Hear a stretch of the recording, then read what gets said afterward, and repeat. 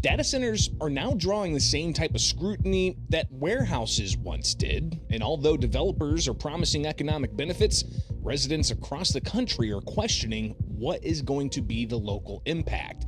And increasingly, proposals are surfacing in rural communities where concerns over farmland, water usage, power demand, and the industrialization of the landscape are fueling opposition. A judge in Louisiana ruled in favor of a special use permit for Amazon's multi-billion-dollar data center in West Shreveport. The Center Square reporter, Darren Svan, reports the massive industrial and economic development project was in limbo for about 90 days. At stake for Shreveport was the promise of sales tax revenue, more jobs, and sustainable investment dollars. Late Monday, a judge dismissed litigation brought by 3 plaintiffs, asking for judicial review of the city council's decision to approve the development after the city's planning commission initially blocked it. The permits needed for that data center to operate at a technology park in Mississippi.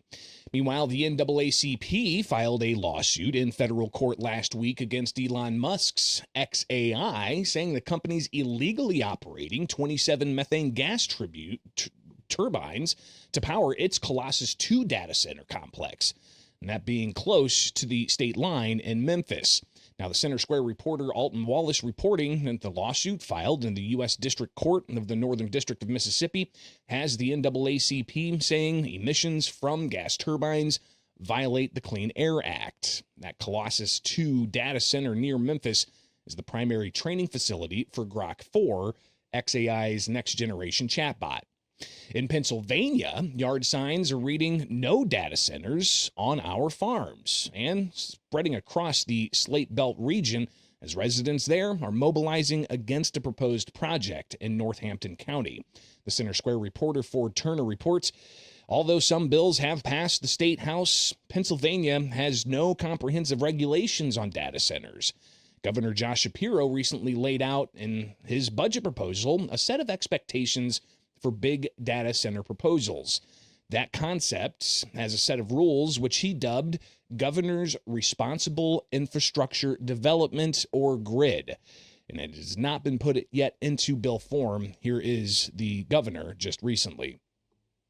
1, you got to bring your own power and you got to pay for it.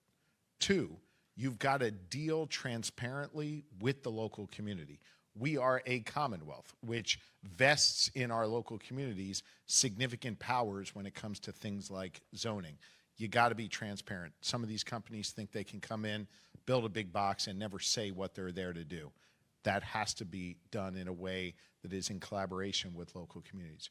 3rd, you got to hire local, and there has to be a community benefits agreement. If you're going to place this there, you've got to make sure the local community benefits from it.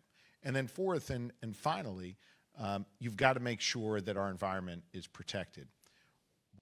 Now, asked this week whether the discussion of data center regulations should be separate from budget negotiations, which happen behind closed doors, Shapiro pointed out that the legislature is divided. Be sure to stay close to the Center Square for the latest in Pennsylvania. In Arizona, utility companies are stressing they're protecting customers' electric bills as more data centers come online there. According to Upwind, the cybersecurity company, Phoenix expects its data center capacity to increase by 554%, adding an additional 5,340 megawatts to the state's electrical grid. The Center Square contributor, Zachary Schmidt, reports with Arizona's 3 biggest energy providers expecting to add more data centers, they say other customers will not have to pay for them. Regarding the impact on grid reliability, some are telling the Center Square that the energy grid will not be affected by additional data centers. Public reports from the Electric Reliability Council of Texas, meanwhile, which manages the state's grid, highlights growing energy demands from data centers, battery storage, and solar facilities. Now, that report out of Texas comes as Texans are overwhelmingly expressing opposition to such facilities. Taxpayers, ratepayers, and voters expressing those concerns about growing demands for energy they say will drain limited water supply and limited power supply, could put farmers and ranchers out of business, and have catastrophic consequences. The Center Square contributor, Bethany Blankley, reports the Texas legislature currently holding hearings on a range of issues, including strengthening the state's grid. Bills being discussed in Illinois include provisions to prohibit cost shifting, ensure data centers power their own operations, and also provide clean energy incentives. A poll on support for data center regulations put together shows Illinois voters broadly support bills to regulate data centers. They're skeptical of data centers. They support water, local, and public health protections, and overwhelmingly support ending backroom deals, and that's according to a poll conducted by Global Strategy Group. Now, the bills in Illinois prevent data centers from signing non-disclosure agreements with local governments. Data Center Coalition Director of State Policy, Brad Teets, he said the legislation should take into account things that are already happening. Teets said the data center industry is 100% committed to ensuring the full cost of its services. He expressed concerns that Illinois was in the top 5 for data center development just a handful of years ago, but that's now declining.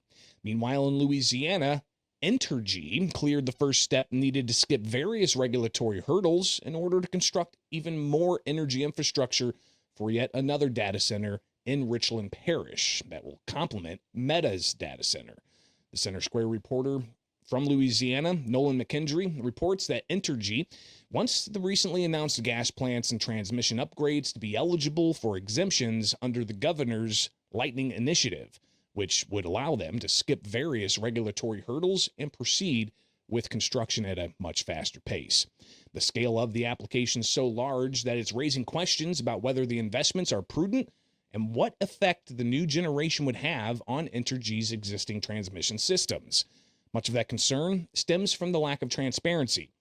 Many state officials have signed non-disclosure agreements limiting what they can say about the projects, and many public filings with regulators contain redactions that obscure key details needed to understand their real impact, including how much electricity a proposed data center would use. Now, NDAs are a fundamental part of work, and it makes sense before they give local officials proprietary information. Economic development managers are quick to say that NDAs are totally standard in the economic development world. Now, some residents, they're saying that they're seeing negative impacts from Meta's data center, including extended power outages, drinking water discoloration, and a severe increase in traffic incidents and public safety risks. But on the other hand, the gains being made in Richland Parish are being well documented. In an interview with Monroe Chamber of Commerce CEO Mike Downhour, the effects of Meta's initial data center are showing up in public revenue.